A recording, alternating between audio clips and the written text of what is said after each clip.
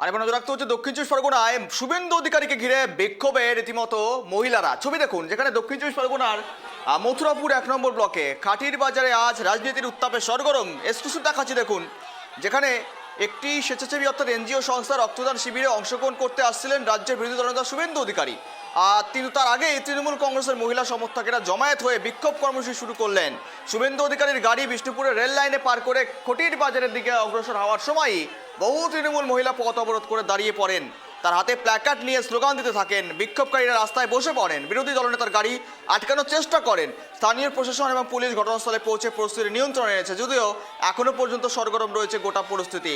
শুভেন্দু অধিকারীর কনভয়ে রীতিমতো বিরোধী দলনেতাকে আটকানোর চেষ্টা এবং সেখানে কিন্তু দেখুন বিক্ষোভের চেষ্টা, এবং সেখানেই শুভেন্দুকে দেখানো হলো গো ব্যাক স্লোগান। শুভেন্দুকে দেখে গো ব্ল্যাক স্লোগান, পাশাপাশি শুভেন্দু বিরোধী দলনেতাকে দেখে বিক্ষোভ স্লোগান, বার্তাকিনি কিছুই, প্ল্যাকার্ড হাতে সাধারণ মানুষ, এমনকি তৃণমূল কর্মী সমর্থকরা রয়েছেন, এমনটাই উঠে আসছে। শুভেন্দুকে ঘিরে বিক্ষোভ, জোর বিক্ষোভ একেবারেই। এক্সক্লুসিভ দেখাচ্ছি দেখুন, শুভেন্দুকে ঘিরে বিক্ষোভ কর্মসূচিতে মহিলা কর্মী সমর্থকেরা। এনজিওর একটি রক্তদান শিবিরে আসছিলেন রাজ্যের বিরোধী দলনেতা শুভেন্দু অধিকারী। সেখানে আসার পথেই মূলত বিক্ষোভের মুখে পড়তে হলো শুভেন্দুকে। আর কথা বলবো, আপডেট নেব, সঙ্গে রয়েছে গোপাল। গোপাল, শুভেন্দুকে দেখে গো ব্যাক স্লোগান, এখনো পর্যন্ত আপডেট কি রয়েছে? উত্তপ্ত রয়েছে পরিস্থিতি নিয়ন্ত্রণে এসছে? দেখো গৌরব, তোমাকে বলে রাখি, তুমি জানবে আজকের কিন্তু পূর্ব নির্ধারিত পরিকল্পনা মতো অর্থাৎ প্রশাসনিক যে সমস্ত কাজকর্ম রয়েছে তাদের কাছ থেকে নির্দেশ নেবার পর শুভেন্দু অধিকারী দক্ষিণ চব্বিশ পরগনা জেলার মথুরাপুর এলাকার খটির বাজারে আছে একটা রক্তদান শিবিরে অংশগ্রহণ করার জন্য।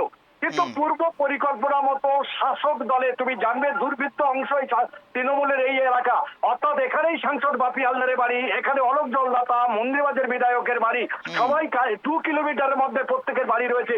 সেখানে সকাল থেকে দেখা যায় তৃণমূলের মহিলা থেকে পুরুষ কয়েক শতাধিক মানুষ গো ব্যাক শুভেন্দু, বিশ্বাসঘাতক শুভেন্দু সহ একাধিক প্লাকার্ড নিয়ে সেখানে উপস্থিত হয় এবং তৃণমূলের পতাকা।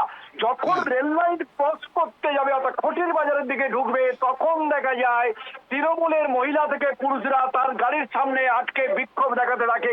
এই বিক্ষোভে অতিষ্ঠ হয়ে ওঠেন শুভেন্দু অধিকারী, তাদের দিকে কিছু কথা না বলে প্রথমে হাত নাড়ে, পরবর্তীকালে শুভেন্দু অধিকারী খাস তুলে দিয়ে এগিয়ে যায় এবং নিচে যখন নেমে আসে তখন প্রচুর প্রশাসন ছিল, প্রশাসন বিক্ষোভকারীদের সরিয়ে দেয়।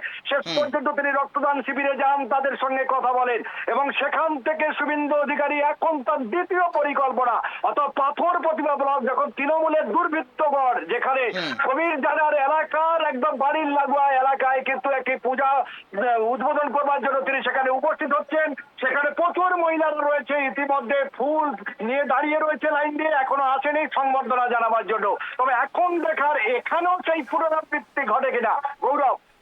কিন্তু দেখো, যে ছবি কার্যত আগে থেকে কর্মসূচি ছিল, জানা ছিল পুলিশের প্রশাসনের, তার আগেও নিরাপত্তা নিয়ে প্রশ্ন তো উঠছেই।